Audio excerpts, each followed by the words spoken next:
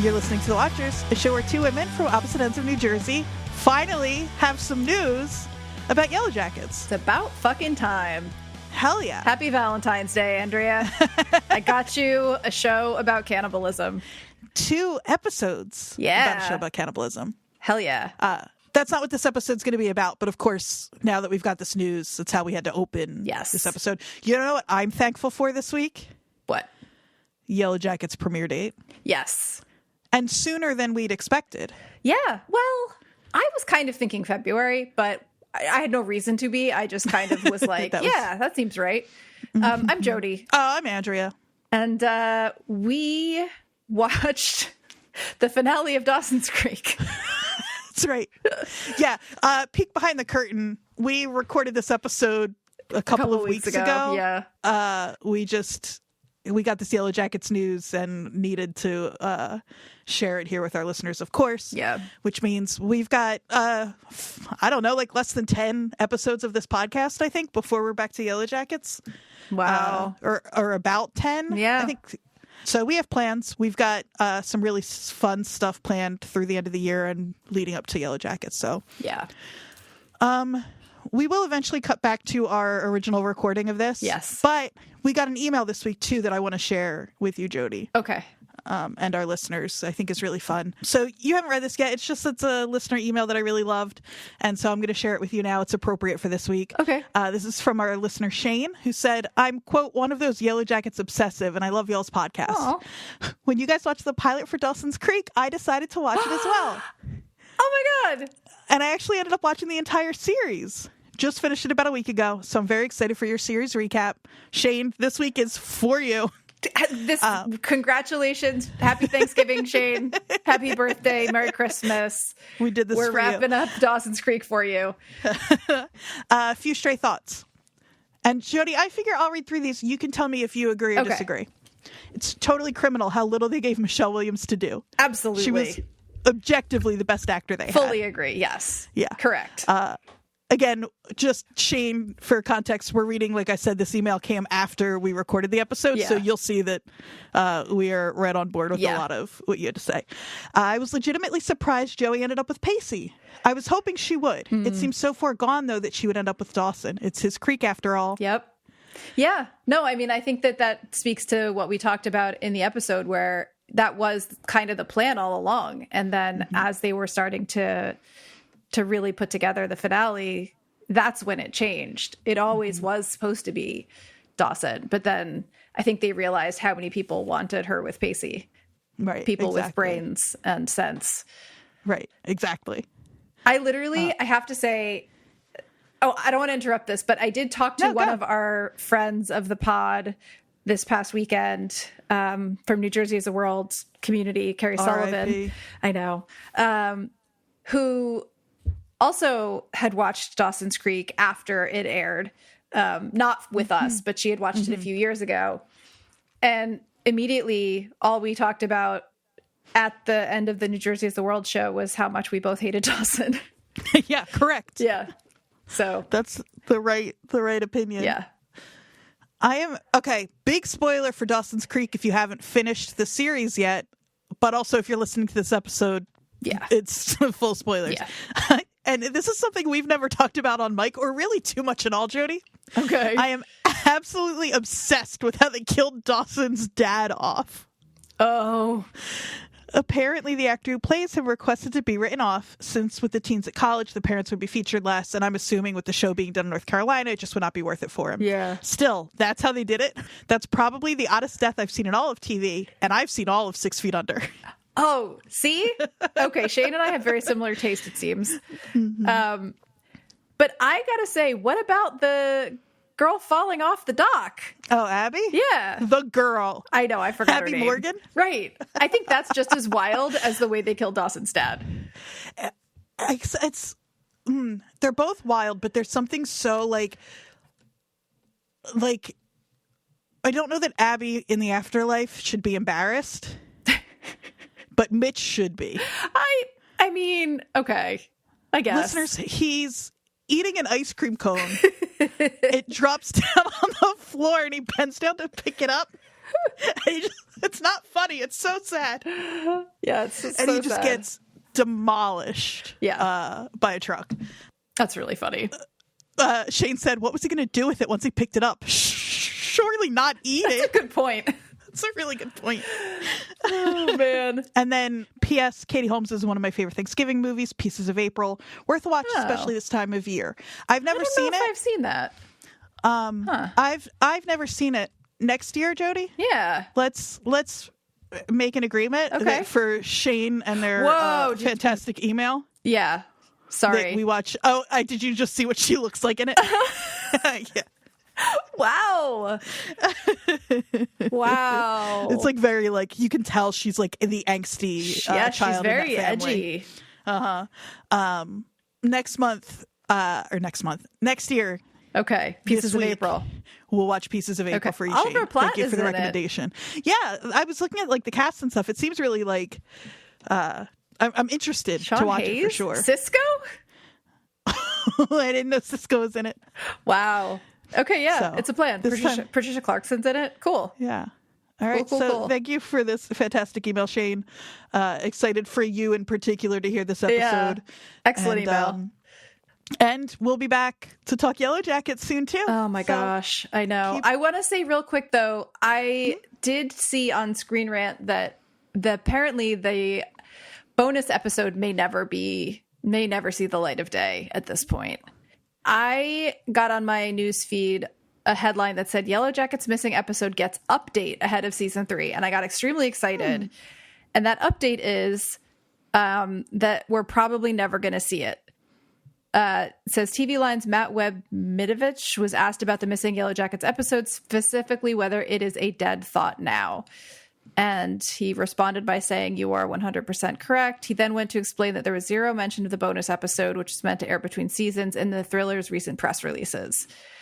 Paramount Plus had no comment about the subject, even though the post that Ashley Lyle posted on Twitter about it is still up, saying there will be a bonus episode between seasons.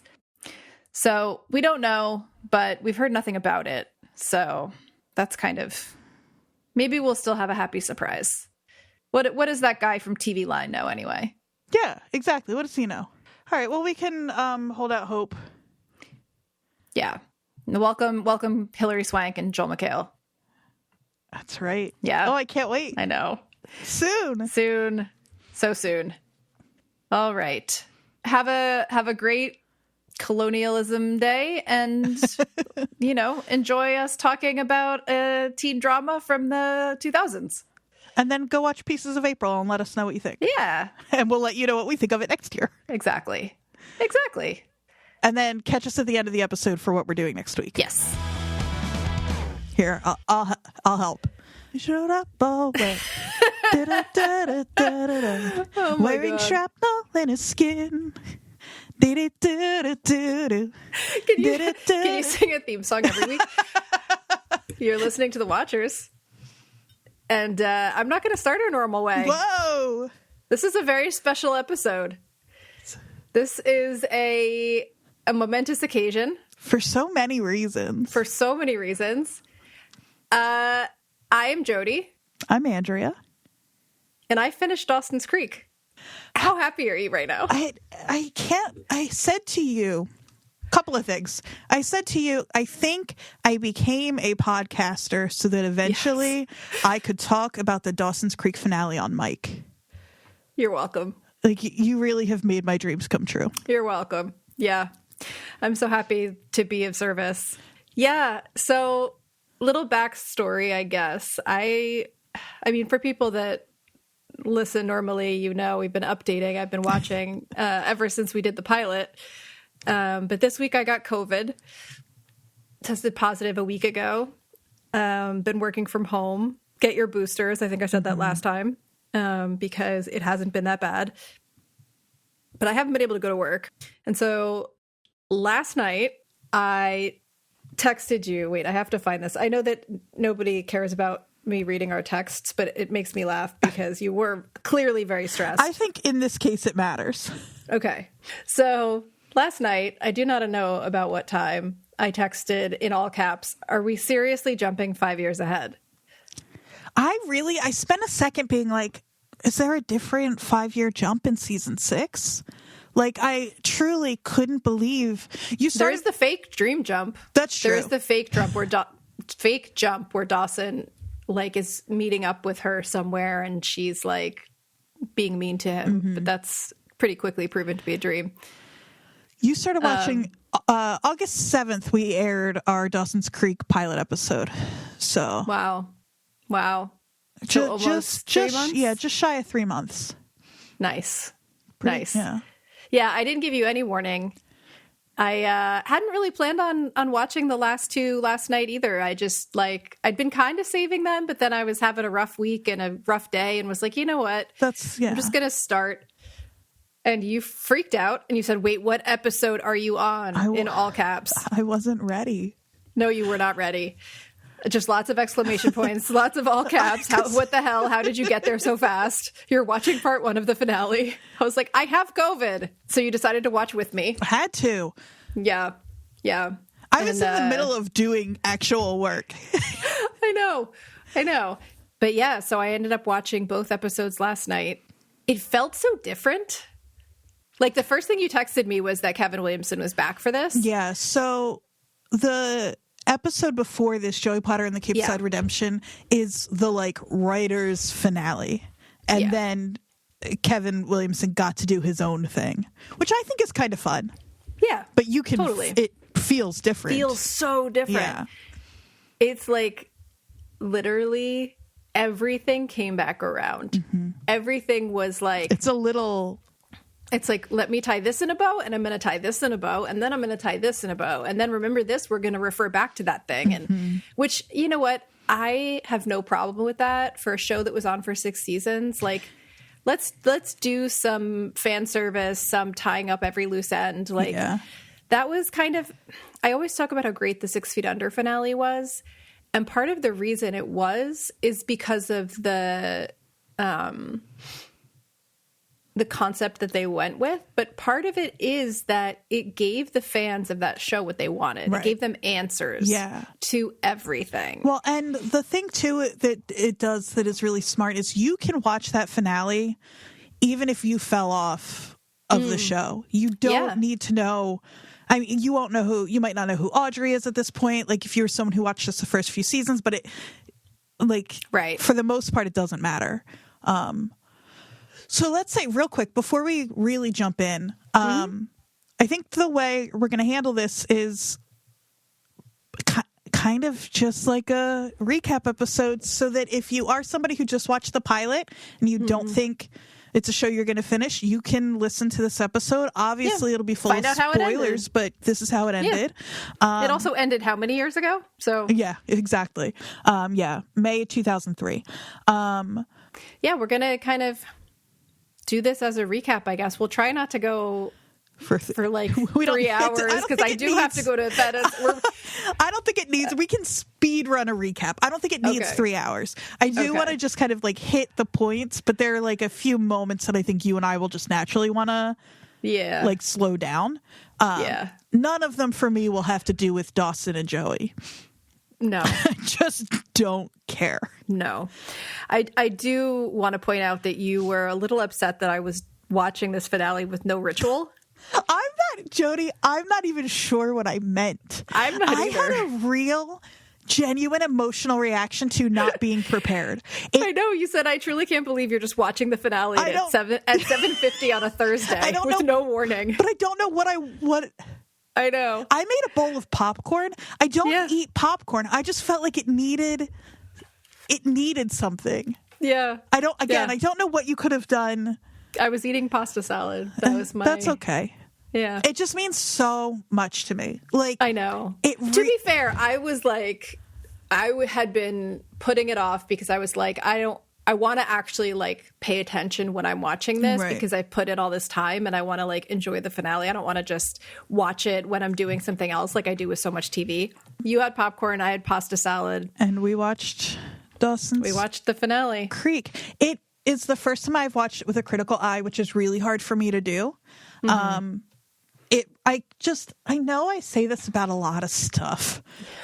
It means so much to me. This is part of what it is. This is the first show that I felt really connected to in a way that where like it's just like the first show that really like obviously like I've talked about Pete and how much I love Pete and those kinds of things, but like this show had an ending that was huge and that we were all waiting for and talking about, and it's the first show I really remember having to say goodbye to that way. And I was how old? I was 12 when the show started. I was 17 when it ended. Like, that's huge, like the sweet spot. Yeah, you know? And so it just, I have a real immediate emotional reaction to this finale. Every beat of it, even the dumb ones. I texted my friend who's also a big Creek fan.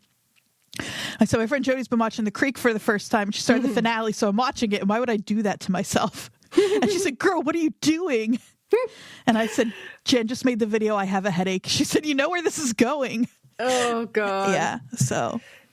Yeah. I found it interesting that this was like a finale on top of the finale. Like the fact that it's 5 years later then does make some sense, because I did not read the whole thing. I skimmed an article where they were interviewing Kevin Williamson, and he was saying like, okay, like it frees him up if it's like a 5 years later kind of thing, where he's not just like tacking his ideas onto someone else's. He can kind of almost treat it as like a movie. Yeah. Exactly. It does feel that way.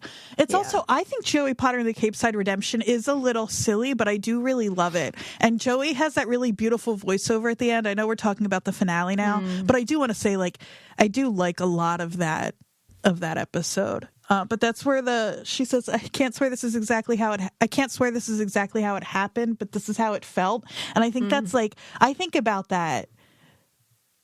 I just think it's such I don't know. She doesn't often get to say stuff that I like.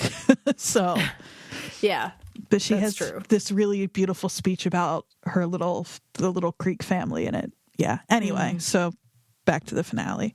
The first thing that I noted was Jeremy Sisto. I know. I've been waiting. It's so funny having like such a strong connection with him and 6 Feet Under for me as Brenda's brother. Like, it felt like a wire had gotten crossed in my brain when all of a sudden I was like, wait, what is he doing? How did you get here? Why is he not with Claire? He's with Joey. So Katie Holmes / Joey Potter is... So it's 5 years later, so I guess they're supposed to be like 25. 20, because like they never graduated college. We didn't get to see that happen. Right. Like they did, but we weren't. It was in the in-between. Right. And she's living in what looked weirdly like Frasier's apartment, but in New York. That's like those so funny. Big picture windows. It does have Frasier vibes. Doesn't it have Frasier vibes? I know you can make a living as an editor, especially at like some of the bigger publishing houses, but she's only 25. Yeah. No, I have a friend who worked as an editor at Hearst. She could not have afforded that apartment. Right.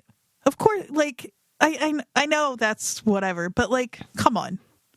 I know. Maybe the Potter B&B was doing really well and she was sharing in some of the profits. Right, that could be. But of course, we're introduced to this new boyfriend only to immediately like not want him around because we need our answers. Yeah. Well, and he also, like, Joey clearly hasn't told him that the creek is based on her life, which tells me he knows nothing about her life. Yeah. Yeah. So she's watching, we didn't say this yet. She's watching The Creek, which is Dawson's TV show that the first season is about to end based on, like I said, I think I said they're playing the hits, but they're like bringing everything back around. She's watching an episode of them in a replica of Dawson's bedroom. It's just like, it's the show from season 1, but with different people in it. It's just like really. And the dialogue it's as if it's a very funny thing they've done. It is almost verbatim, except they've run it through a thesaurus. So it's still that like overwritten, like, but even more so. But beat for beat, the conversation is the same. Yeah. Yeah. So she's watching it on Frasier's couch and is just like, super, super moved. And he's making fun of her and the show because it's so pedestrian and she's clearly so literary. Mm-hmm. And so is he. Mm-hmm. But she's going to be leaving because Dawson's mom is getting remarried to some random schmo who they never explain. Yeah, we never get the random schmo explained. There are a few things that don't get explained. We don't really need it explained. Like, fine, she got remarried. Yeah. Cool.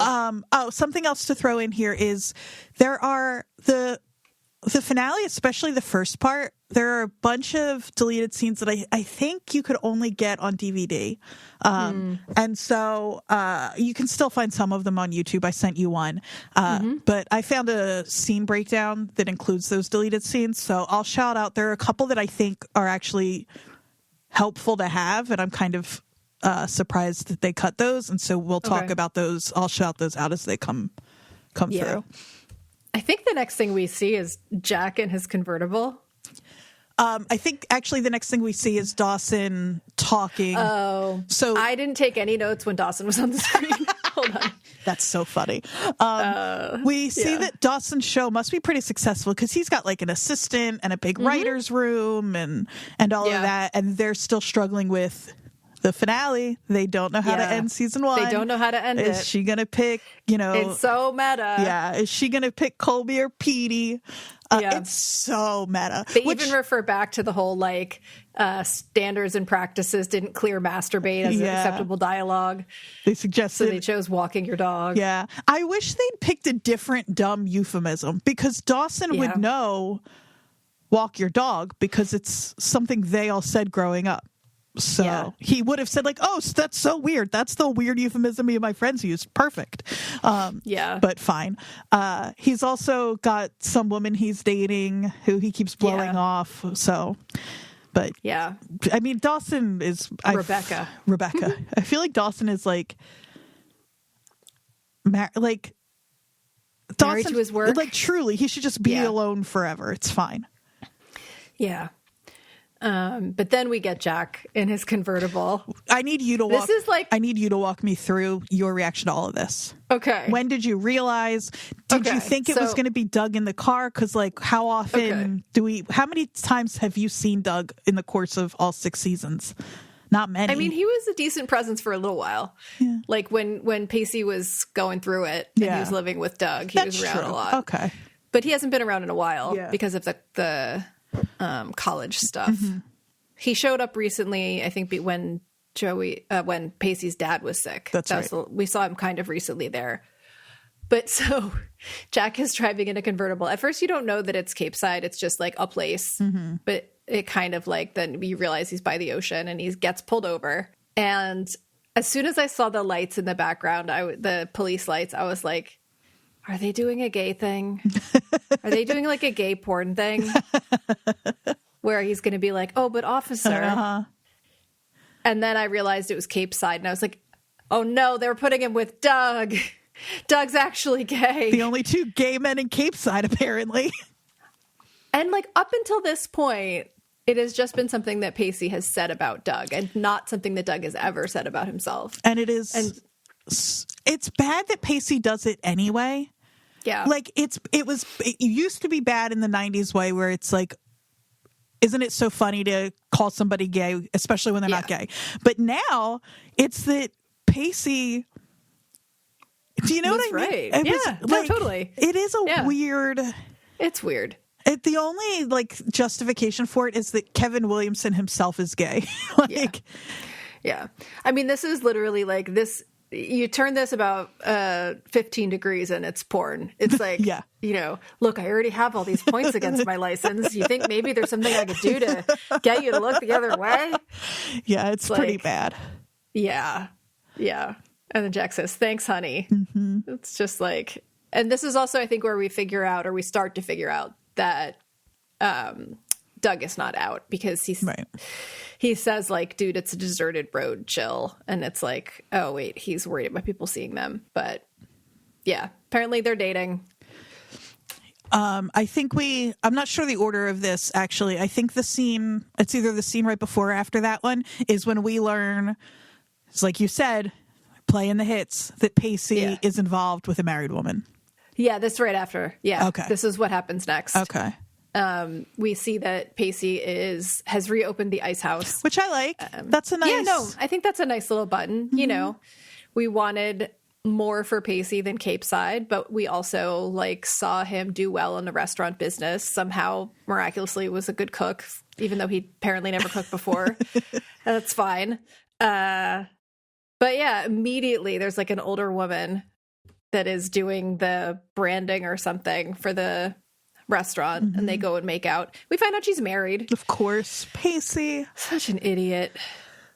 Such an idiot. It's just so like... that to me was a bit of a stretch, honestly. Yeah. Like that, because like the last time we saw Pacey, to be fair, he had just blown up his friend's like savings and had been in the movie Wall Street, and then like him and Joey didn't work out and everything was terrible. But like I still feel like this is more of a backslide than I would expect from him at like 5 years later. Yeah. Like I feel like he would be maybe like in some relationship he didn't care about, but like to be with a woman who's married, that's worse than what he had done before. Yeah. I think I've got a couple of thoughts here. One is like, it is really hard to run a restaurant. It takes up a lot of time. So I don't need Pacey to be in a relationship. I could see that like, and this is just him like, but why does it have to be a married woman? Why can't it like, if he wants to be with an older woman, listen, do your thing. Like I just, it's like, it felt a little bit like, okay, so tell me if I can't say this now, but you had mentioned to me, I think before we started recording, that the first half of this was written as if Joey was going to end up with Dawson. Right. And so I feel like this is a little bit of if that's the case, I feel like this is a little bit of a way of trying to turn us away from Pacey as the person for her. That could be part of it. I think they have another, and when there's a specific deleted scene that I think actually has more to do with what they wanted us to want for Pacey. Okay. But that could be definitely part of it. I think a lot of it is just them winking at the camera like, there we go again. Yeah. Here are these kids doing what they always do. He's such a rake. Exactly. Like, he doesn't have to be dating a married woman anyway. I don't love it. And I hate neither. when we get to it in just a few scenes that then he has to get beaten up for it. Like none of that felt... It didn't need to be there. Right. It didn't need to be there. Something you don't see in one of the deleted scenes that happens here that I think is important is Joey calls Gail to tell her she can't make the wedding. She doesn't say it's Gail's wedding. We still don't know whose wedding it is because her boyfriend is taking her away it's like their 1 year anniversary that they've been dating. She tells Gail that, and then I don't remember if it's that exact scene or a little later, but toward the beginning, Joey finds an engagement ring. So Christopher is going to propose. Billy Chenoweth is going to ask Claire to marry him. Yeah, exactly. Yeah. And so this is why Joey is like in kind of a freak out, and Running also away. why later on when somebody says, "Oh, I thought you weren't going to make it," she's like, "I'm here." It's because she bailed on Christopher. Gotcha. Gotcha. That makes sense. Yeah. This next one, talk about trying to tie everything back up in like a perfect bow. Having Jack suddenly be a high school English teacher. Like, he wasn't even that good of a student. Yeah, I don't know. It really is like, remember that? Yeah. Remember the poem that he had to read in class? Now he's the teacher. Uh-huh. It's like, okay. We have the like, this jock kid being like, this is like a gay poem. This is our Jersey connection, though. What is? Walt Whitman. Oh, Walt Whitman. Yeah, of course. And then Jen walks in with a baby. Jen. I wish they wouldn't punish Jen for having sex, over and over and over again. Yep. Especially because everybody has sex on this show. We talked about how sexless the first season is. She's the only one that is treated as like a slut for it. Right. Because she's first. Right. Yeah. It's like, whatever. Yeah. I will say, and I said this over text as well, that at least they finally fixed her hair. Thank God. It's literally the least they could do. I mean, especially after this season where she looked like the little lad from all the TikTok memes from like a year or two ago. Or Jim Carrey in like Dumb and Dumber. The haircut was so bad. And then all of a sudden, 5 years later, she's like, looks like a normal person with, beautiful hair. Right. Yeah, we find out that Jack is the godfather of her child, which sweet. Makes sense. Yeah. Their friendship, I mean, it starts, I mean, that friendship has been, it doesn't feel, none of the Jen and Jack stuff feels shoehorned to me. No, because it's been going on forever. Exactly. Like, they both needed like a place to be and people to be their family and, don't cry. We're not there yet. I'm going to. I know. But yeah, like, no, that has always felt like it made sense to me. Mm-hmm. But yeah, he has to have dinner with the sheriff. This is where we find out for sure that Doug is still in the closet. Mm-hmm. And Jen, we don't get much out of Jen here. She looks sad, but that's about it. She just kind of looks down. A little tired, maybe. Mm-hmm. Maybe like her heart's not working super well. No. I like really wanted to look into whether what they were saying was like possible for someone her age, but I also didn't bother. Yeah. But like it just seemed very convenient. Anyway, we'll talk about that when we get there. Dawson gets home. He's stressed. Lily comes running down, gives him a hug. She's about to watch Annie Hall. Annie Hall. Yikes. Yeah. Gal, why are you raising these dweebs? I know.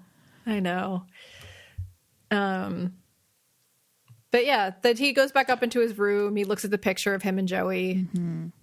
It's about all we get for the moment for Dawson because we go back to the ice house. And who cares? Yeah, so we hop back to the ice house because Joey is showing up in slow motion.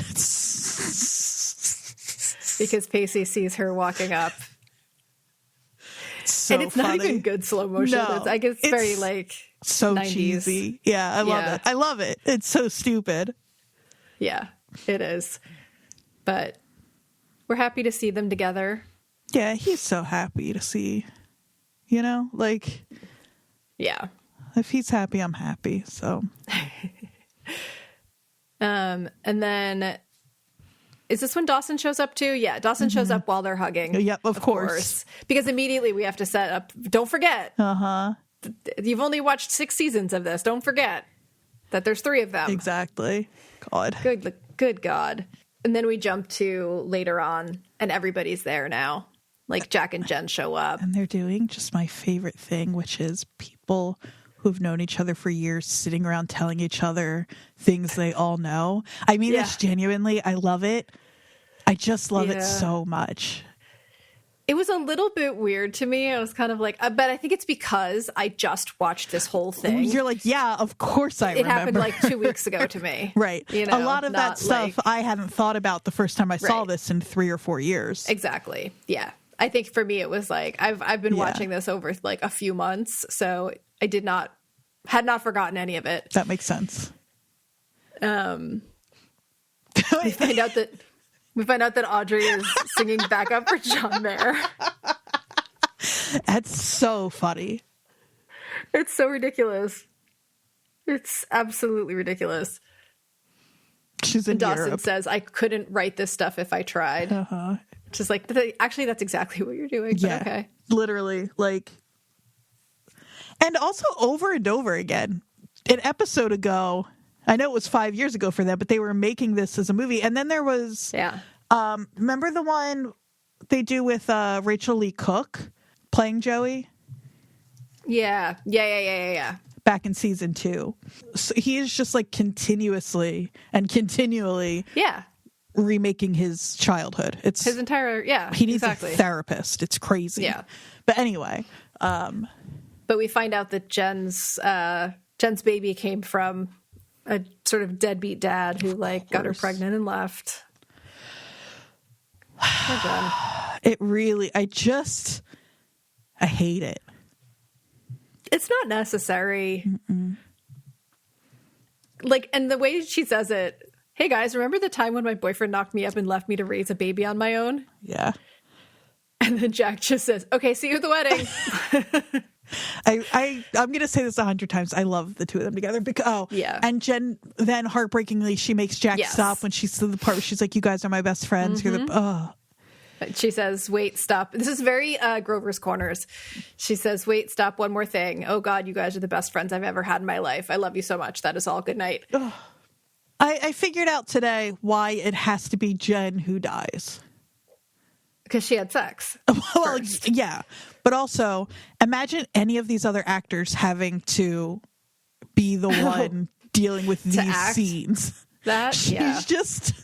No offense too many of them, I guess. Yeah. No offense, I don't know, whatever. She's just head and shoulders better than everybody in this. I said to you yesterday, it goes Michelle Williams, and then far below her, Joshua Jackson, and then in the basement, so much further below everybody else. Yeah.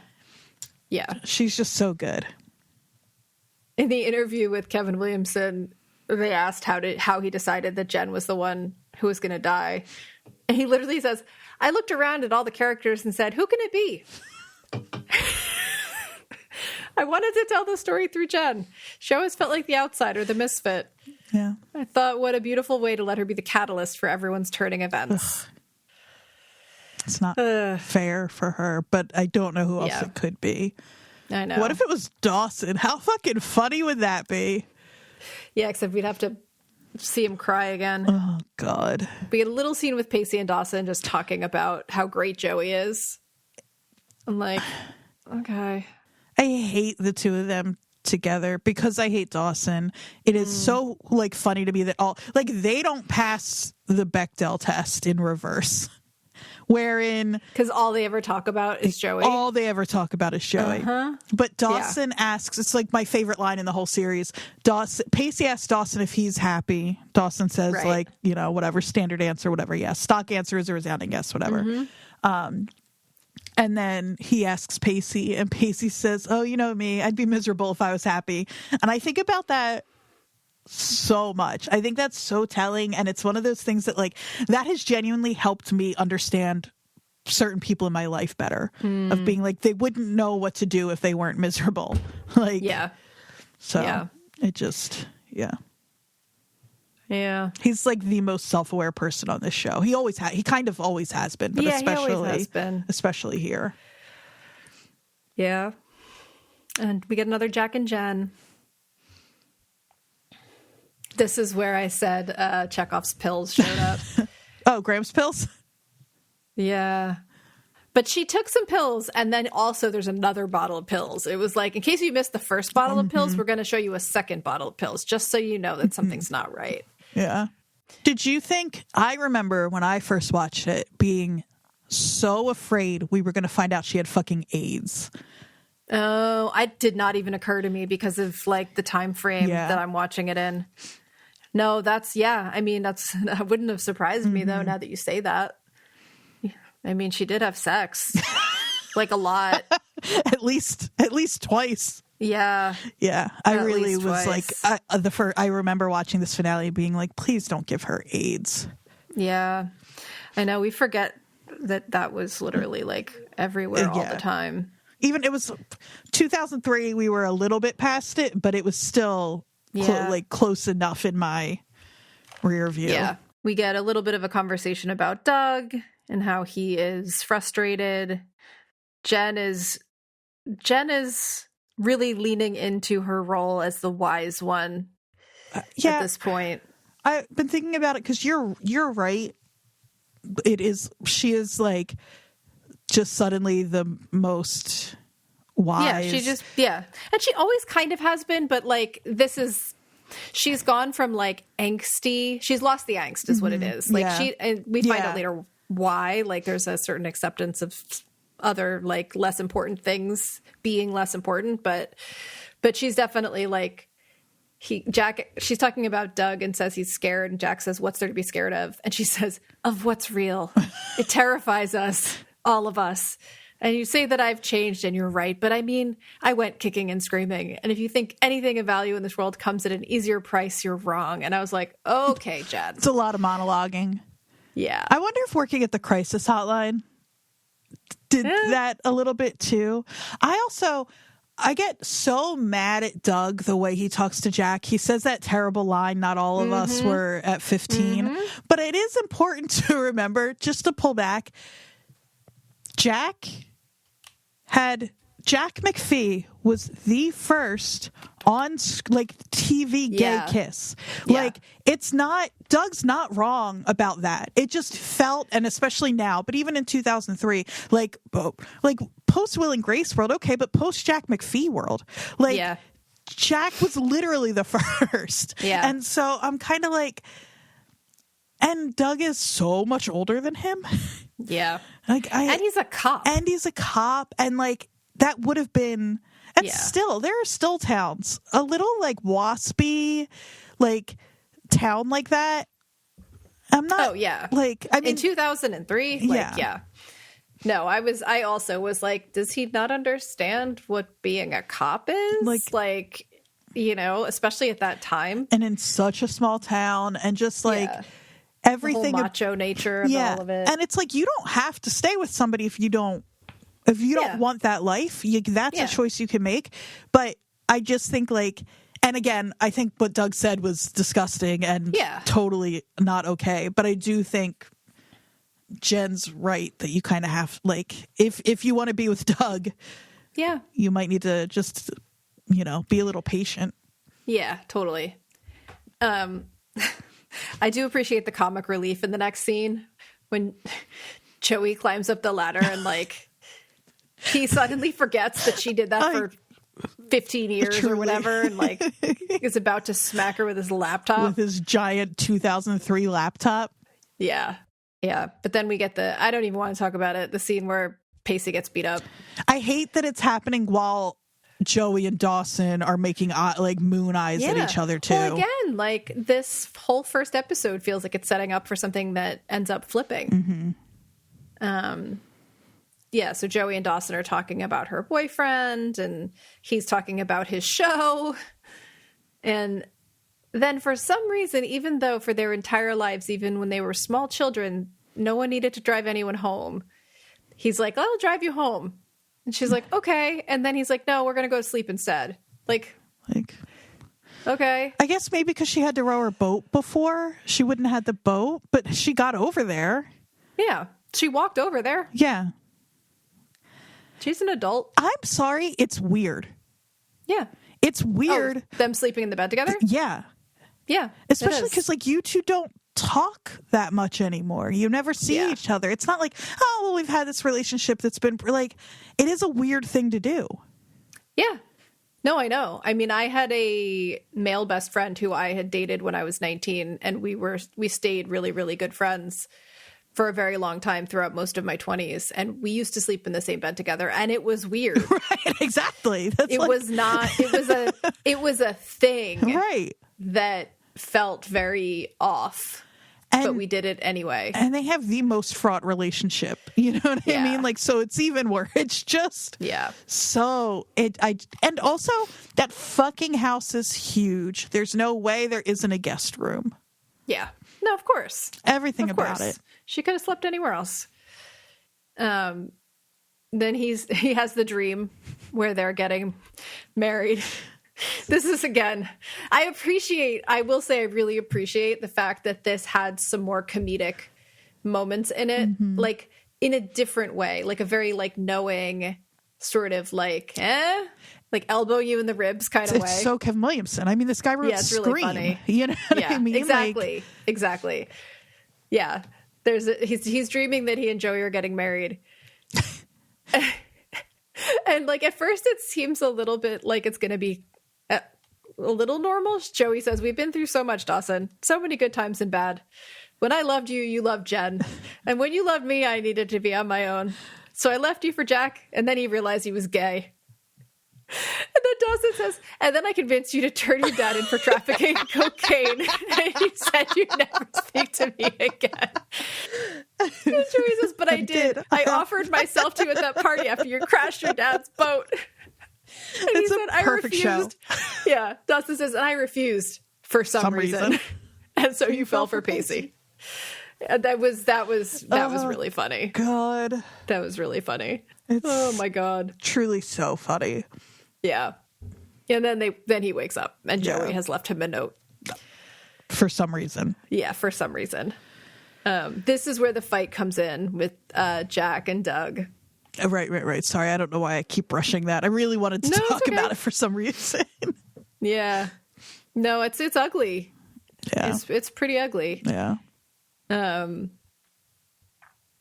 yeah, Gail and her random husband have gotten married. Which is nice for Gail. Yeah. We see that Pacey has some bruising. And the woman is at the wedding. Literally everyone at the town is at the wedding. Yeah. Well, I don't she's there and she's being fucking weird. She's being so weird. Yeah. She's being so weird. Jen is taking more pills. Mm-hmm. Joey and Pacey are dancing together, and then they switch with Jen and Dawson, and then they switch back again. Jen's really funny there, just the way she's like passing everybody around. Yeah. But in order to get the older lady to stop doing whatever creepy thing she's doing, he like kisses Joey, which I was kind of like, I know. It's a little, yeah. Because he says, do you want to help me out? And she says, how? And instead of saying like, well, I'm going to kiss you now, he just kisses her, which is, but you see that it like turns her upside down. Like it is clearly, again, Dawson and Joey have zero chemistry. None. Dawson, again, James Vanderbeek, if you're listening, I'm so sorry, but like, yeah, he's definitely listening. Pacey has chemistry with everyone. Dawson has chemistry with no one. Yeah. So Pacey kisses Joey, and it's obvious that the feelings are still there for both of them. Right. And then Jen collapses. And Grams looks really upset. And so if you did not notice the pills before, this is your clue that it's not nothing. Mm-hmm.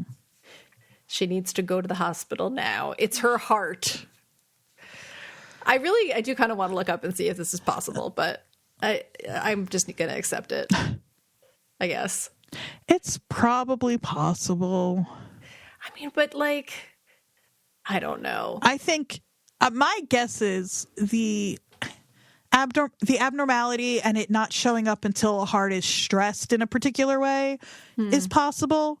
The timing of it and the way I said to you, it's like she has the wasting disease. She's like dying of consumption. She's so like beautiful and ethereal this whole time. Yeah. And then we'll get there. But the way she dies is so peaceful. Yeah. My guess and literally they're all wandering around the hospital waiting room for what looks like days, just waiting for her to die. It's like, oh, so you know she's going to go in the next like 3 days. So you're just standing there. Yeah. It's all like all of that. My guess is not how that would happen in real life. But I would bet the like heart. Again, I guess, I'm sure.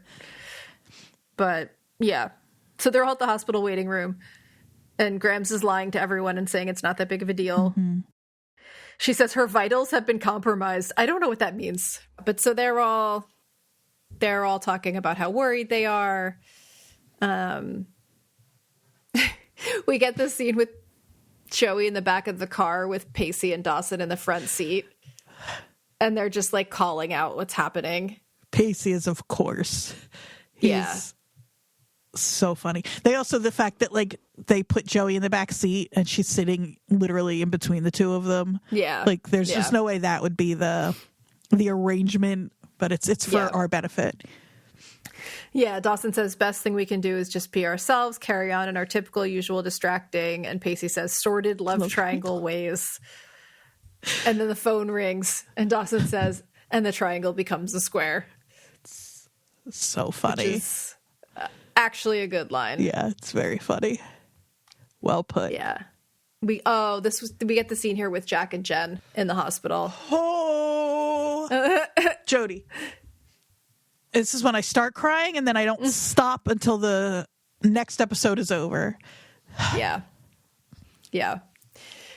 This is when we realize that, like, it's really bad. Mm-hmm. At this point, actually, for a second, at least I was like, is she dead already? Yeah, because Grams comes out talking to a doctor and, like, looks really devastated. And is shaking her head, which is, I think, international movie, like, language for... She's gone. She's gone, exactly. Yeah. And Jack comes over and, like, is also crying. And I'm like, wait, what? But then, nope, she's not dead. She's in the hospital. And she and Jack have their cute little interaction about the male nurse. Mm-hmm. I do think that this is written dialogue-wise somewhat differently. I mean, obviously, because it's Kevin Williamson instead, but, like, the banter is different than it has been. I think you're right.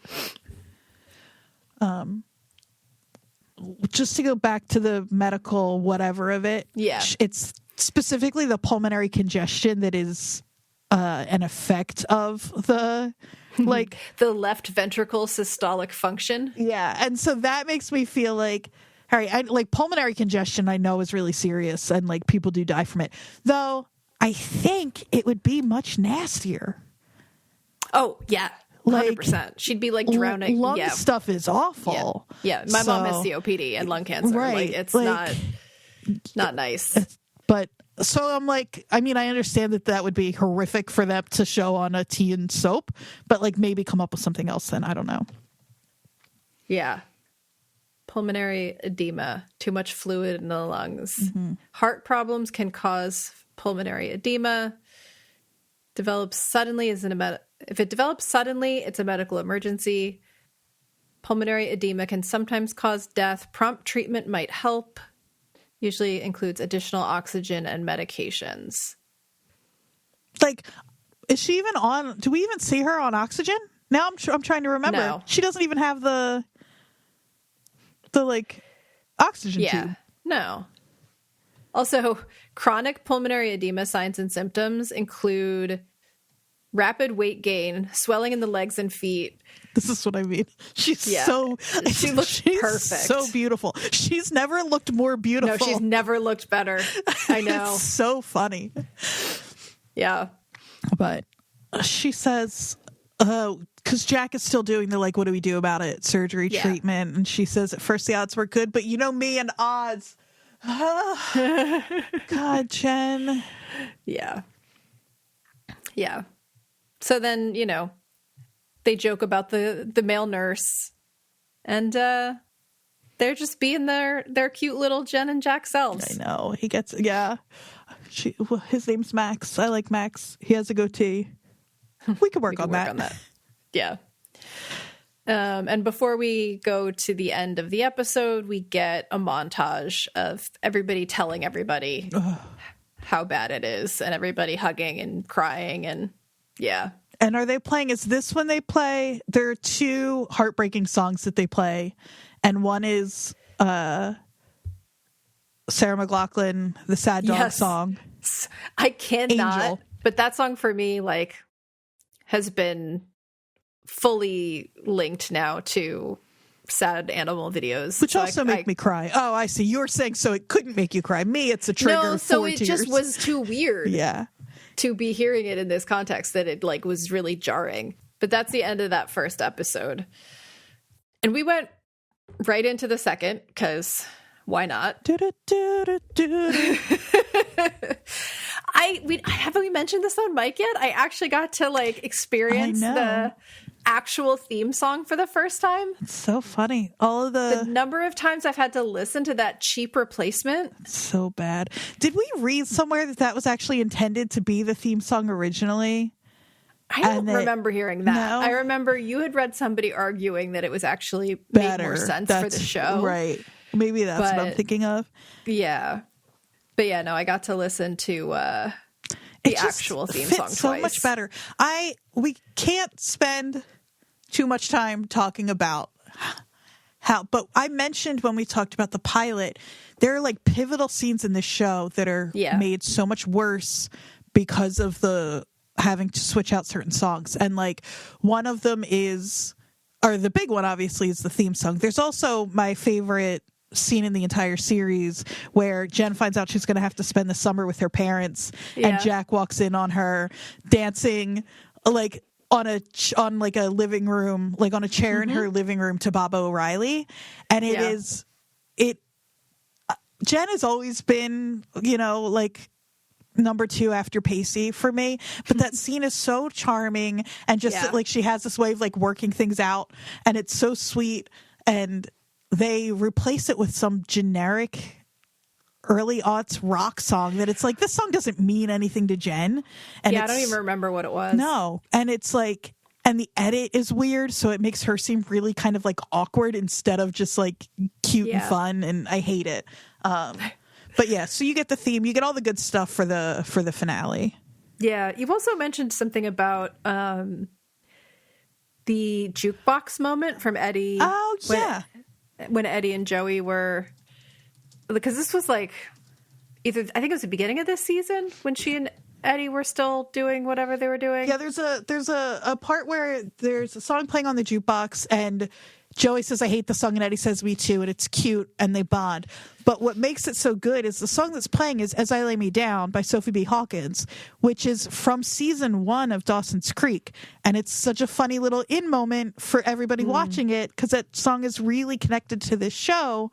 And it's just, again, some random song on the jukebox. Who the fuck cares that Eddie hates that song? It makes no sense. As opposed to like Eddie representing this like new like phase in her life where she's like coming into a more mature relationship maybe and whatever, and leaving Dawson behind. So music fucking matters. Yeah, I know. But they managed to pay for it for the last 2. Thank God. For streaming. Yeah. So we're back at the hospital. Jack is coaching everyone on how to interact with Jen, which is very sweet. Nobody wants to go in first, so of course it's Pacey. It is tough. He says, right, send in the clown. It's kind of unfair to him. Like, yes. And as I don't remember if we talked about my Muppet Big 3 here, but like as a Fozzie Bear son, I do get it. Like it often does fall on you to have to be that person, and Pacey, he does it, and he does a great job. This was absolutely, to me, a highlight of like why Joey and Dawson are such drips, and why I have never questioned since I got past the first season when Pacey was randomly dating a teacher. After that, I understood the whole, this show is something you watch for Pacey, and Dawson is annoying the whole time, because Pacey goes in and literally, like, she's dying and no one knows what to say. And then Pacey walks in and says, "Well, Jack tells me you're dying, but other than that, everything's okay, right?" And that's what you're supposed to fucking do. Exactly. Yep. Like, you're not supposed to just stand there stupidly and be like, "Oh, we can't joke about this." Like, oh my God. And she laughs because, of course. And it shows that Pacey knows Jen. Like, he wouldn't have done that if it were somebody who that's not you know what I mean? Like, exactly. It's exactly right, the two of them. Yeah, totally. And then fucking Dawson and Joey come in together, and they don't know what to say. And Joey's like, "How are you doing?" Pacey says, "What's wrong with these guys?" And Jen's like, "I don't know. What's wrong, guys? Is someone dying or something?" And they can't even handle it then. They can't even be like, "Oh, yeah, okay, we can joke." Like, Joey's like, "It's not funny." Like, Pacey says, "On the contrary, it's fatally funny." Like, you could literally like just go with it. Let the dying girl joke about something. Exactly. It makes me so mad. Yeah, it's really stupid. That's like just a perfect example of why they're terrible. That's right. We get a little hint of the Christopher drama here with Bessie and Joey. She's avoiding his calls. Bessie says, "You're still in love with your ex-boyfriend or boyfriends." Yeah, I like that we get some Bessie here, kind of like being the big sister. Yeah, this highlights the people that are missing in the finale, which we'll talk about in a minute. But yeah, we get a little Alexander. That's the kid's name, right? Mm-hmm. And Bessie. But then we immediately go back to Joey and Pacey, and they're in the kitchen because she shows up because she realizes that she hasn't eaten all day. And so he's going to cook for her. But we find out that Pacey's like kind of disappointed that he's back in Cape Side. It bums me out because it feels immature to me. Because he's running a restaurant. That's a big deal, and he's only 25 years old. Yeah, but he's running a successful restaurant. It's like, you know why it can't be in L.A. or New York? Because you're 25 years old. Yeah, like who gets to do that? Nobody. Have you not watched The Bear? Like, do you know how hard it is? Like, come on, Pace. Yeah, they're a little unrealistic. Yeah. But they end up in a little food fight after he's telling her how, seeing her again has reminded him. He says, I just wish that I could feel it, like that he has a great life there. And he says, she says, you don't? And he says, well, I didn't until you came breezing through my door again. And Joey says, uh-oh. And then he says, like, there's no need to bolt. I'm just saying thank you. You reminded me what I'm capable of feeling. So, yeah. And then they throw food at each other. Which, like, it's gross. I like that they have a kind of levity and playfulness that Dawson and Joey don't. But don't. Ew. I know. This is very manic pixie dream Joey. Mm-hmm. Yeah, that's exactly right. Yeah. We get a little Jen and Joey moment, which I thought was nice because I feel like from the very beginning we've had this like complicated like love-hate Oh, you mean how Joey's a total bitch to Jen all the time? Yeah, exactly. And so we get a little bit of like a full circle moment with them talking about it's again Dawson and Pacey, of course, which is like of course, but it is kind of cute the way that like Jen's like she's like kind of gossiping with her about it, and I think that's really sweet. Yeah, totally. Oh, and this is when they talk. I love any of the scenes where they're talking about Dawson's show. Yeah, she's like, what about the girl? Jen says, what about the girl they cast as me? I've often thought about getting a lawyer and suing his ass. And Joey says, well, at least you get to have sex. All I do is mope around and pine after Petey, then Colby, then Petey. Yeah, because that's all you ever did. Right. And then, of course, they're talking. It's like slowly turns into them just like flat out talking about Pacey and Dawson. Yeah. And Jen's like, that's my dying wish. You've got to decide. Right. And I mean, that's what they're doing. They're using her death as a catalyst for everybody. Mm-hmm. Which again, not fair to her, but no. But then Dawson shows up to take her outside. You gonna be okay for this next part? No, Jody, I'm not. It's the saddest I've ever been on a TV show ever. He takes her outside to record a video for her daughter to see in the future. Maybe the hardest I've ever cried in my life. That might be true. It's the first time I saw this. Your dad is also dead. Yeah. Maybe the hardest I've ever cried in my life. I'm allowed to say that we both have dead dads. Yeah, it's fine. Just for our listeners who aren't like, what the fuck? That was rude. Why are you bringing up your dead dad? Well, he was alive when I saw this. So That's fair. I didn't know you could do stuff like this. Do you know what I mean? I didn't know TV shows could be sad, I think, at this point.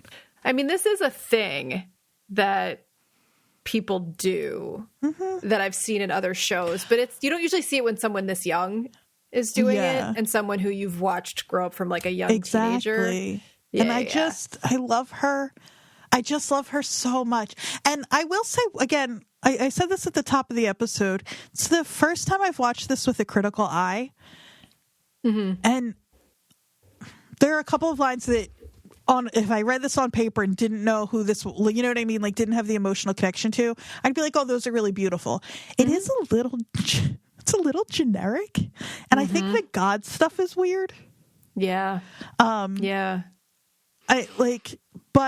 I still think it's beautiful and heartbreaking. And as I always do, I sobbed just alone on my sofa watching this again last night. Like, yeah, I didn't, but my heart is a rock right now. Again, it's also, Yeah. No, I mean, it was really sweet. It's also filmed really beautifully, because there's been so much inside in the hospital room that weirdly looked like it was a combination of like something from the 80s, 90s and like a Victorian hospital. Like she was convalescing. Yeah. It's because she's not hooked up to anything. And and it's a huge room and she's by herself. Yeah. It's like they couldn't find a hospital. Yeah. It's like in someone's house. Yeah. It's like the hospital stuff is so odd. Why isn't she hooked up to anything? Nothing at all. No oxygen. When she dies, it is in silence, which is lovely. Yes. But not what would happen. No. Nope. Pacey shows up with the VHS tape. Oh, he borrowed it. Yeah. This is where we get Alanis Morissette playing. That's right. I borrowed You Don't Steal from Friends.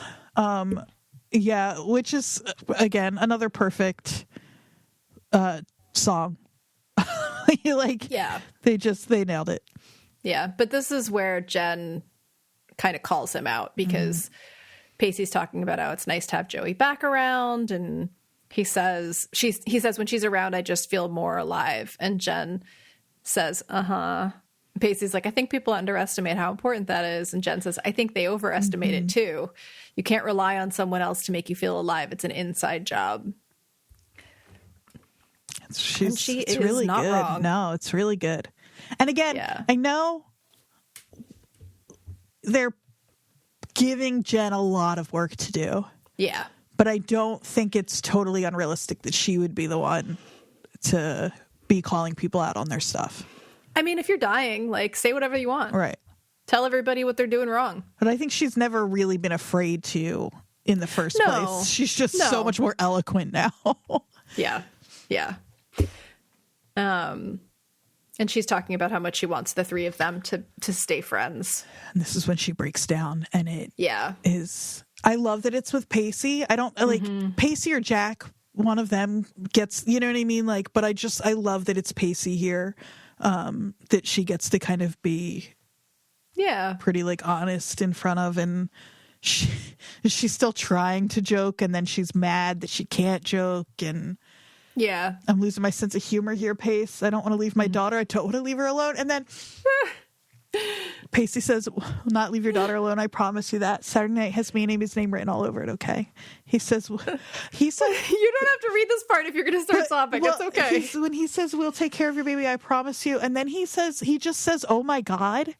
And it is the most heartbreaking thing because it feels so real and so just like it's just an expression of anguish. His heart is breaking. It's true. It feels like it like actually came out of him. Yeah.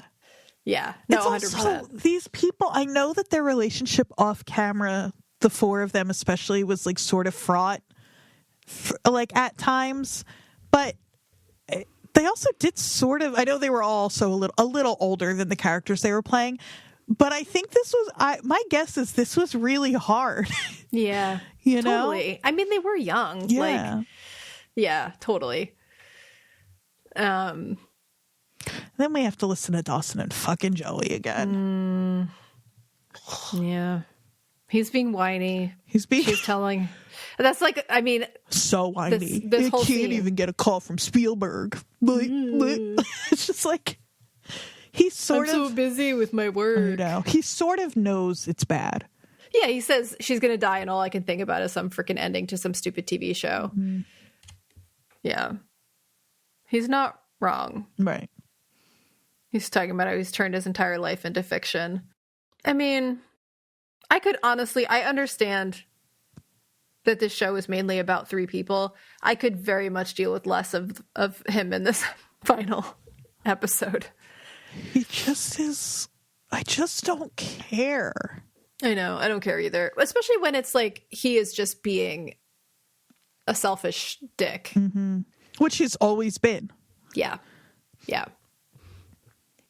So we go back to the hospital room. She's with the baby. And they're grading Jack, papers. And they're hanging out, grading papers. So cute. My favorite part of this is when Jack picks up the baby and says to her, "Do you want to go in your thingy?" Like he doesn't know what it's called. Which really felt nice. Yeah, it felt real. Yeah, that felt so real. Want to go in your thingy? Yeah, but of course we find out that Jack is going to be taking care of the baby. Of course. Yeah. I mean, we love Grams, but Grams is not ready to take care of like a 6-month-old. No, she's so old.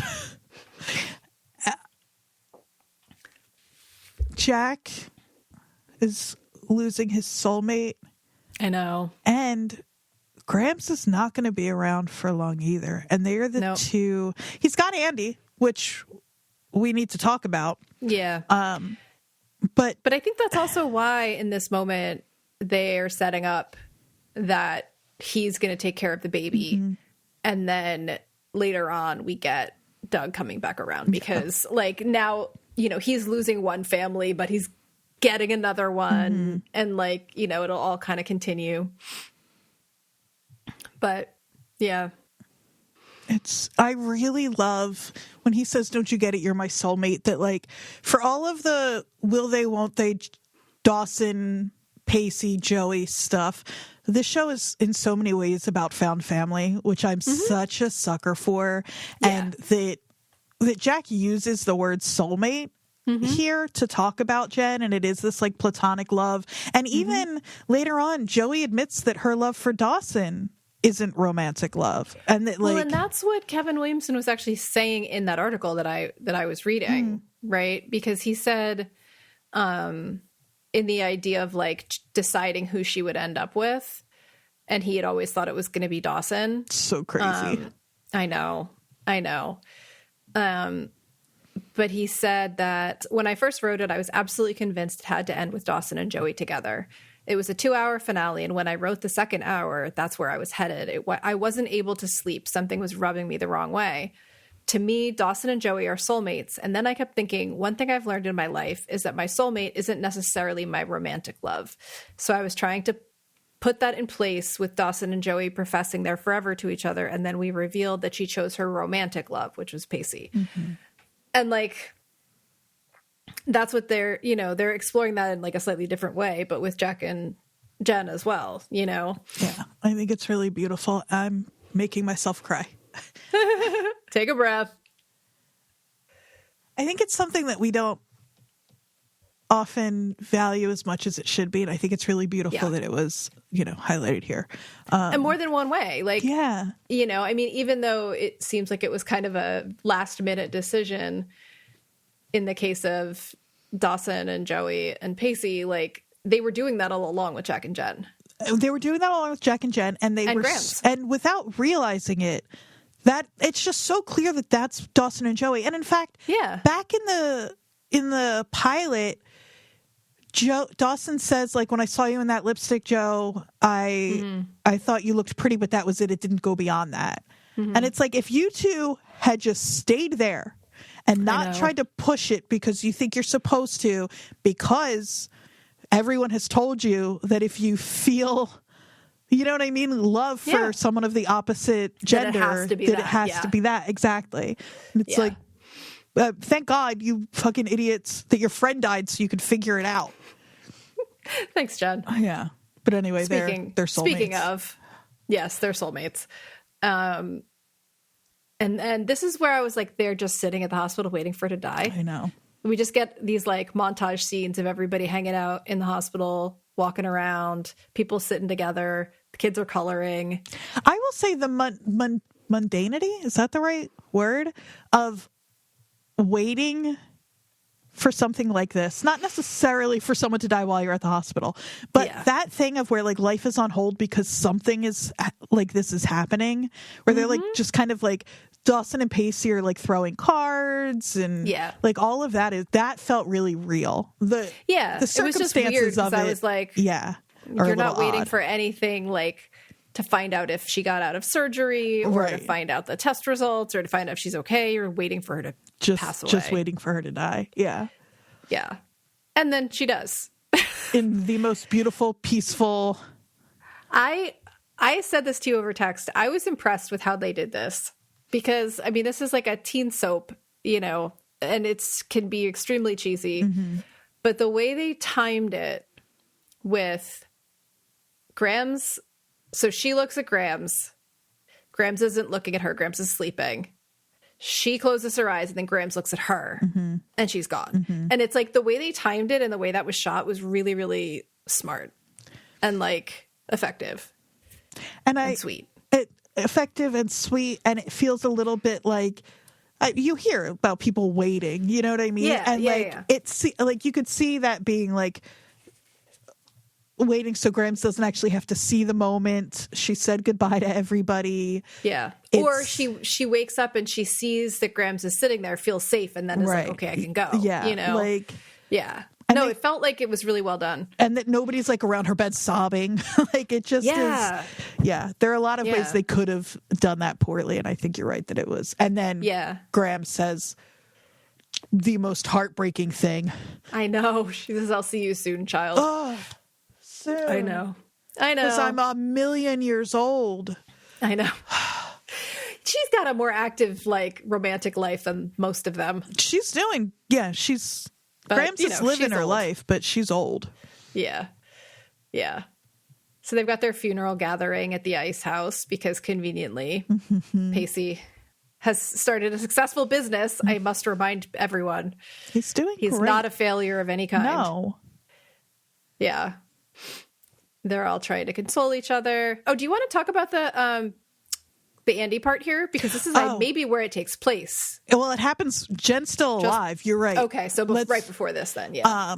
There's a deleted scene that happens right around here. There are two. One is Jack says, "I have a surprise visitor for you," and he opens the door and it's Andy McPhee, who I know you are not the biggest fan of.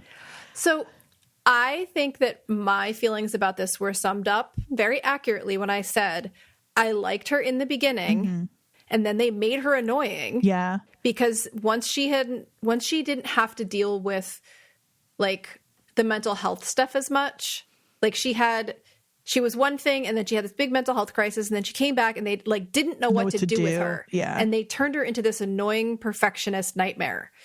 And it's like, that's not what she started out as. So I got very sick of Andy, but I feel like it's totally just the way they wrote the character towards the end. Yeah, and I think in fact the last time we talked about Andy on Mike was when we did the Escape from Witch Island, where we had this really fun episode on the island that they were randomly taking us away from so we could watch Andy be an annoying hall monitor, basically. Yep. And that's kind of it. And that's what they turned her into. Yeah, it's a bummer. So. But she shows up and we get one scene with her and Pacey, and this is what I was talking about, where at the beginning of this episode you were saying maybe it's to kind of maybe the stuff with him and the married woman is to push us away from, hoping that Pacey and Joey end up together. But there's the scene where Andy shows up, which makes sense because we know she's doing a residency at Boston General. Is that what they call it? I forget. I don't know. But it's some hospital in Boston because she's a doctor. So she's a resident. A resident. Yeah. She's only 25. Yeah, it's pretty. But she's very. We know she was very studious and very driven. So still very fast, but okay. But I don't think it's impossible. No. But she's close enough that it's weird that she's not there. Yes, exactly. And it's because they cut her out of the finale for some insane reason. But so she has a conversation with Pacey where she's like, I talked to her doctor. She doesn't have much time. It's kind of, I think it's useful to hear it from someone we know. Yeah. And then also they get to have, I sent you the scene so you could watch it. What did you think of it? I wished it had been in there. Because it was weird that she wasn't there at all. And then B, it just felt like a little bit more exposition that was useful. Yeah. And it allowed Andy's character to kind of come back around to being important to the group and removing the histrionic ridiculousness that they put on her at the end. It kind of, without that, it feels like they just kind of left Andy hanging and were whatever. Yeah. And it feels real to me that she would come back in this way and still be like, she still feels like Andy. And it's nice too, because Pacey gets to say, like, you were the first one to really push me, and that's true. I think that's 100% true. Totally. But then he says, like, we live too close, we should stay in touch. And I think we're supposed, like, originally the idea was like, oh, maybe there is someone out there for Pacey. Joey's got Dawson. Right. Pacey's going back to his first love. And I think they maybe didn't want to complicate that, but I don't think it would have. I don't either.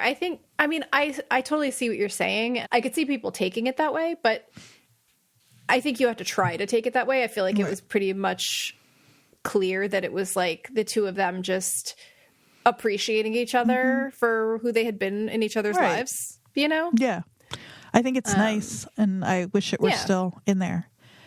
Yeah, totally. We're back at the ice house. And we have the scene. The important thing that happens at the ice house, there are a couple of things, like Pacey encourages Jack to talk to Doug, blah, blah, blah. But the important thing is Pacey and Joey are talking in the kitchen. Yeah. Yeah. And you keep waiting. Yeah.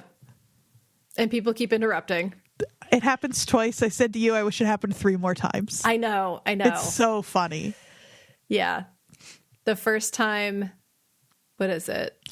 Let's see. Pacey's in the kitchen.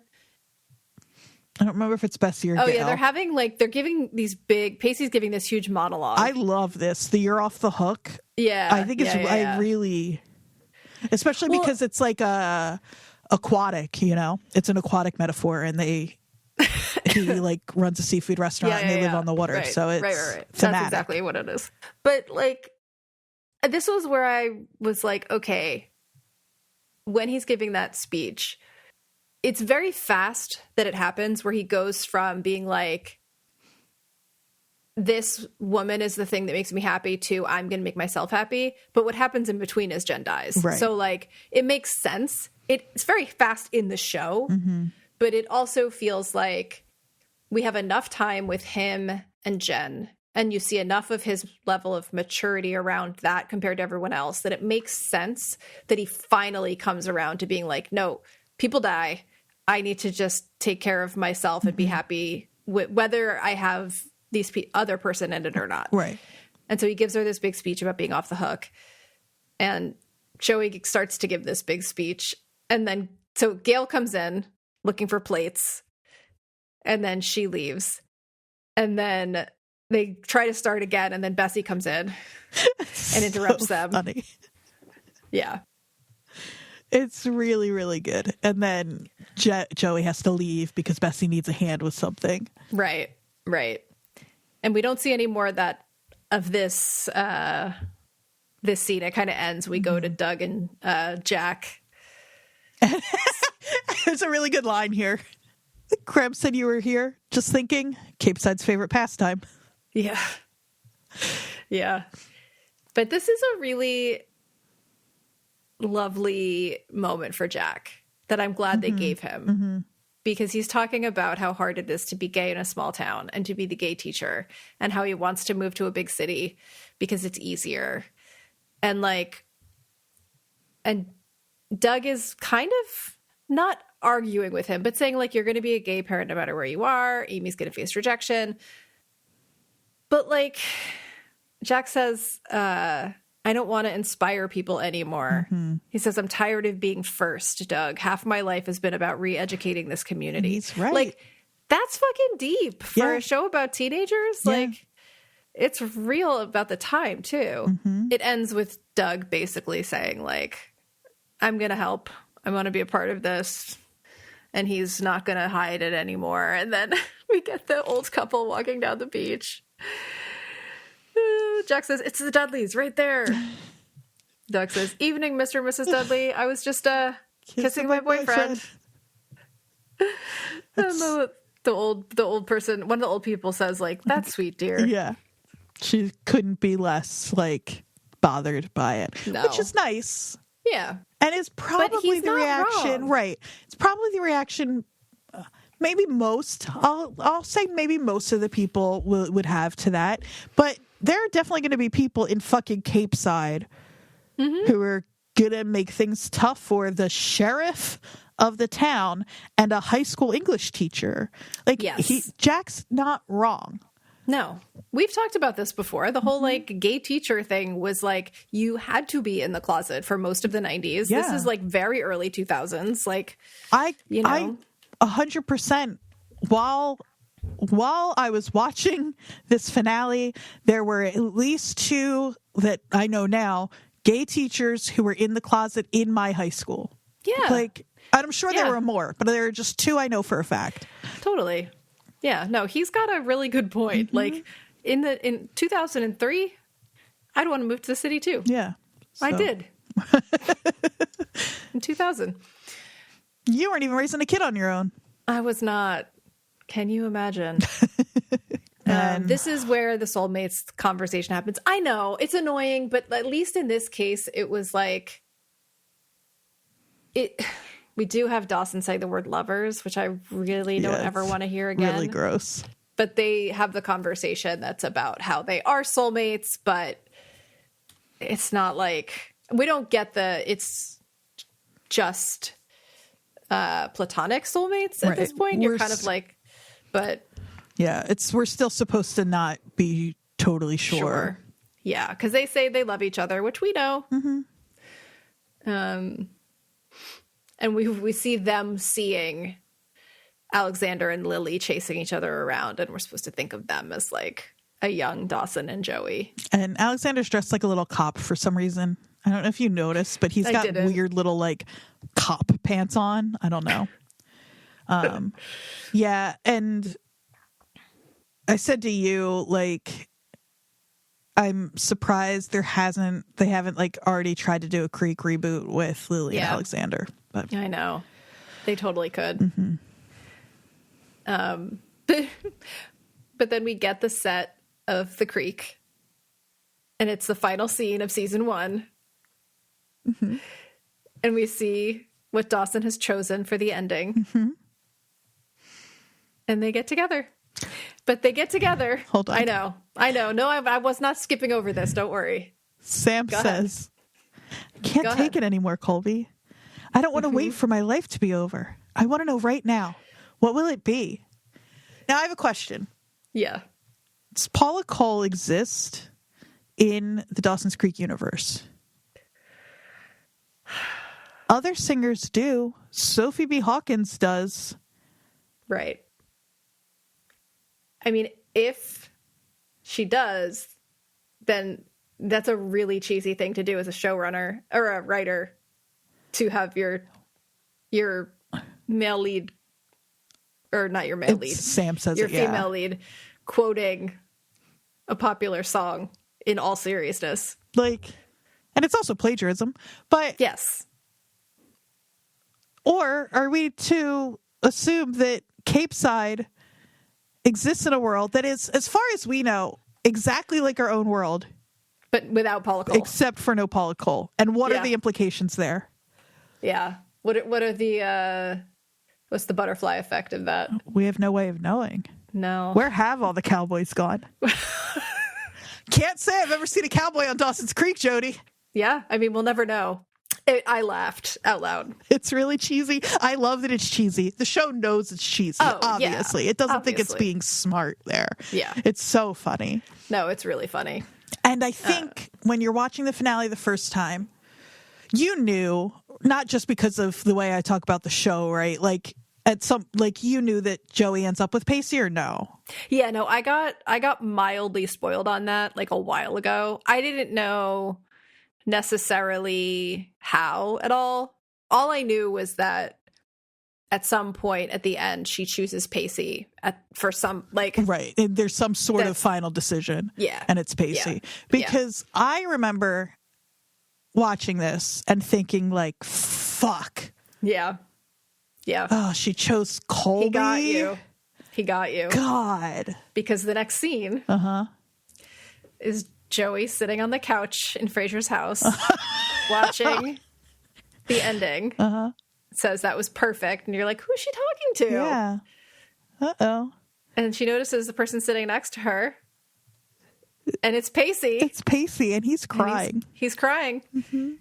And he lives at Frasier's house now with her. I hope not. I know he says, like... Well, he wants to go to New York and start a restaurant. So you don't want to live in New York. You're not a New York boy. Well, maybe they'll end up in, like, Boston or something. They need to end up somewhere where Pacey can have a boat. Yes. I really want Pacey to have a boat in New York. You just have to be extremely wealthy. Oh, well, she's a big-time editor, and he's apparently running a restaurant in New York, so... But yeah, so we find out that they end up together. Which is... And they call Dawson. Which is cute. Yeah, it is cute. It is. He's in the office. And then, of course... It's so stupid. Kevin. They couldn't not put a period on every single sentence. You'll never get to a meeting tomorrow. One. Yep. He's meeting Spielberg. What are you going to say? What are you going to wear? God. Yeah, we had to tie it up with the Spielberg. Why is he meeting Spielberg? I know. He's literally like a teen showrunner. Like of a soapy teen drama. What are they gonna Spielberg is so impressed with his work on the creek that he wants to work with him in the future. He's gonna make a fool of himself. Yes. I have a question. Yes. What do you think Jen does for a living? They never tell us, do they? Well, she sleeps with people. I mean, okay. She had a radio show. Mm-hmm. She kind of flamed out at the Dr. Drew thing. Mm-hmm. But that was more her own emotional mess. Yeah. God, the Dr. Drew thing. If you're so listening wild. to this and you didn't watch the whole show and you just heard Jody say that. Adam Carolla in that episode is so terrible. So funny. That episode is crazy. Yeah. I feel like she's some, like, local, like, FMU radio DJ. Funny. Like, in an ideal world. Huh. If her most successful version, she, like, because that's the only thing we've ever seen her do. I think she's a social worker. Yeah. Like with the crisis line? Yeah. She'd be a great therapist, too. We barely saw her get good at that, though. That's true. She was not good at it for a long time. I think she's a social worker. But you saying that now, I'm like, however, if this were 2024, she'd have a podcast. She 100% genuinely is a podcaster. Yeah. No, I think based on what we've seen her she'd do, have a podcast on my network. Yeah. Like 100%, I'd be like editing. It'd be like, this changes everything, brain candy, problem solved, the Jen Lindley Hour, which is called... Yeah. There's a name there somewhere. Yeah, I really want to get there, but... I know. But yeah, but it's like an advice radio show. Yeah. She's answering listener questions for sure. And she's good at it. But she has to have a disclaimer because she's not a trained... mental health provider, so there has to be a disclaimer that it's not. Maybe she has a podcast where she takes phone calls from anonymous people. She'd be great at that. She'd be really good at that. Yeah. All right. Well, that was Dawson's Creek in review. Sad it's over, but glad it happened. That's beautiful. Yeah, it definitely got me through like most of late summer, early fall. But we should talk about what's coming up. Yeah, I don't think folks will be totally surprised to hear that we're going to stick with documentaries for a few more weeks. Mm-hmm. We are, but I need to apologize for having a broken old body. You don't have to apologize for that. I am having shoulder surgery. this week. And so we are going to need to take a week off. We tried to get ahead of things and it just didn't work out for us to have a banked episode. So we are going to have a week of me being on pain meds and randomly texting Andrea things that may or may not make sense. Maybe they'll be funny and she'll post them on Instagram. Maybe she won't. But we will have a down week. We don't do it very often, but yeah, I need one. I don't think anybody listening is going to hold that against you. It's literally the week of your surgery. We're not going to. I will be on pain medication. But after that, we'll be back because I like talking about stuff with Andrea and we have some plans. So we have a couple things. We have basically all of December planned, but the thing that our listeners need to know about is the episode when we get back, which is going to come out on December 11th. We are going to cover, do you want to say? Andrew's doing a little dance. Getting Lost. Whoop, whoop. Yay! It's a big definitive Lost documentary. Yeah. And we didn't know that it was available until recently because it wasn't available till recently, but it is going to be doing a live online streaming premiere, which I think is kind of cool, on December 7th. And Andrew and I will both watch it. And you are welcome to as well. It is not free. No. It also, though, has a live Q&A afterwards with some of the people involved, which should be really cool. And so we will be talking about that for our December 11th episode. Yeah, and if you purchase a ticket, you don't have to watch it on the 7th. It's available for an entire week after. So you would want to watch it before our episode comes out on the 11th, but you'd have a few days to do that. Right. It's a documentary revisiting the global television phenomenon Lost, featuring interviews with the cast and crew, as well as members of the loyal fan base. That's what I'm really excited about, who still celebrate the show 20 years after it originally aired. It's directed by Taylor Morden. J.J. Abrams is in it. Jack Bender's in it. A lot of faces that if you are in the Lost fandom, you will be excited to hear from.